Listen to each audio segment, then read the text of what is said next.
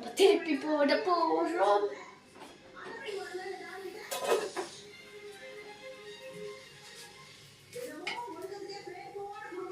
டக்குனு இருக்கு.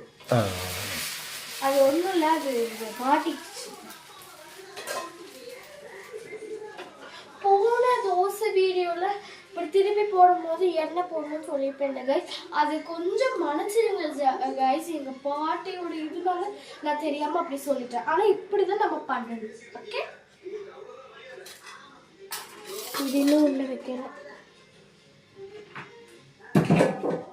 ஓகே,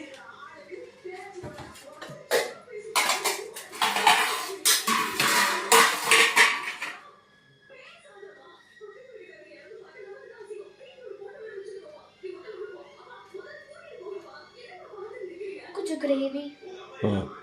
இது வந்து பீஃப் கிரேவி கைஸ். நான் அது போடும் போது உங்களுக்கு காமிக்கிறேன்.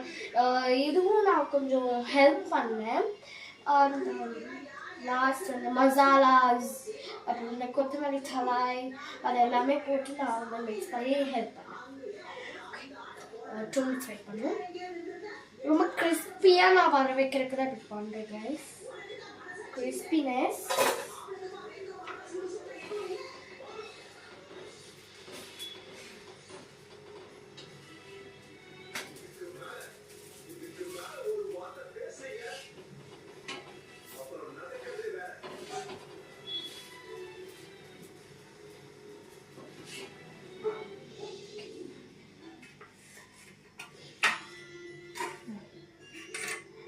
நெக்ஸ்ட்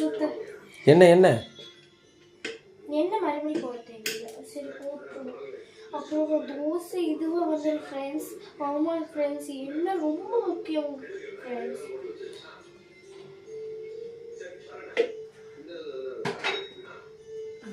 இப்போ வந்து நம்ம தாத்தாவுக்கு முட்டை தோசை சொல்லுவோம்.